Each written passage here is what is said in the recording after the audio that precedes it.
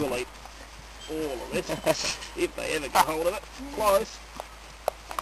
We shouldn't pressure, should we? No, it's smart they'd get up on top of each other and then jump. There we go.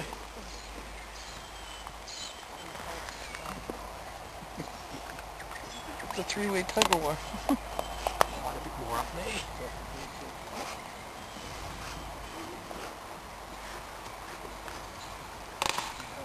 What do you feed them? Can you feed them? I think they've got some rabbit and some wallaby today. A bit hard to recognise now, but... and different feeding every day. So it might be a big meal one day and then 3 or 4 small ones another day. It's more like when they live in the wild. They are the kind of animal that just eats all the time if you let them. Can clean up nearly half their own body weight in one go. So. He doesn't even notice the other piece. Is there a pecking order of when they feed? Well, not great eyesight, so they've virtually got to trip over something before they... Oh, you found it! Sorry, question? Is there a pecking order of who eats first? No, not like you get with animals that live in packs. Devils are fairly solitary in the wild, so the pecking order sorts itself out every time. As a general rule, the girls beat up the boys. Yeah, it's always different. Whoever's the hungriest seems to win the fight most of the time.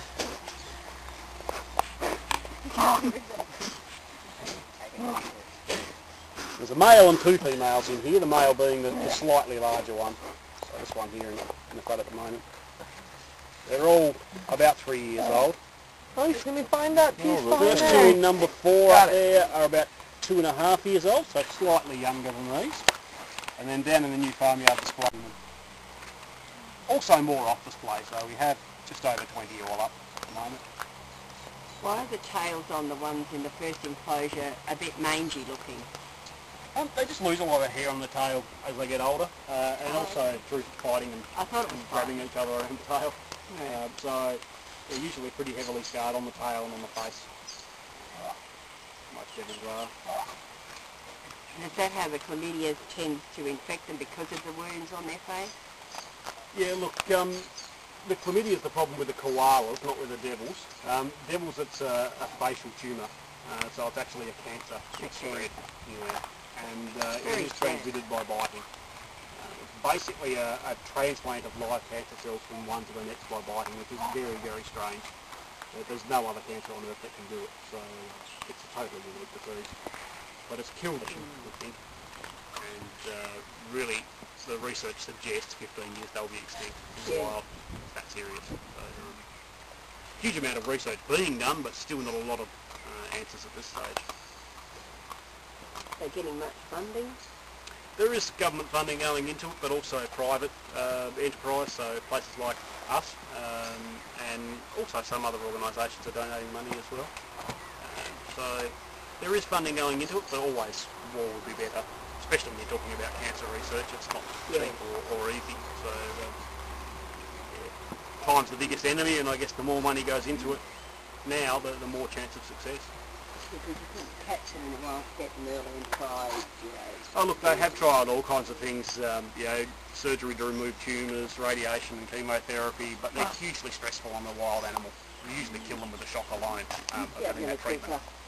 Yeah, well that's it, and it causes all kinds of problems. And when you're talking about an animal they need lived for 5 or 6 years, that sort of treatment can go on for years anyway. And generally infertile while that's going on, so you're not getting any benefit from it anyway, not breeding or anything like that. So, What's the pressure per inch or whatever it is on their bite? 2,800 pounds. About 2,800 pounds? Yeah. It'd have to be pretty serious to go through some of those mammal. bones, or the bones. Yeah. They're stronger than any other mammal, and about 4 times as strong as dogs the same size in general. Is there any particular reason for that? Is it sort of Because they are scavengers largely. When you can't catch your own food, you really have to rely on eating it.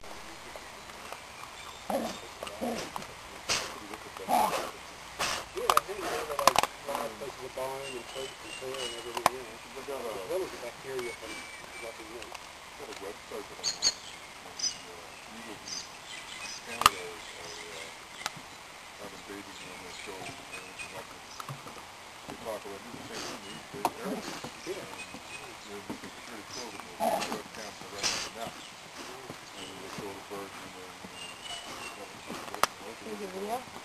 dispose of everything. Yeah. But they don't leave anything in that book. It's similar digestive system. They'll eat the bones and the bones. Yeah, birds of prey actually suck up a really hard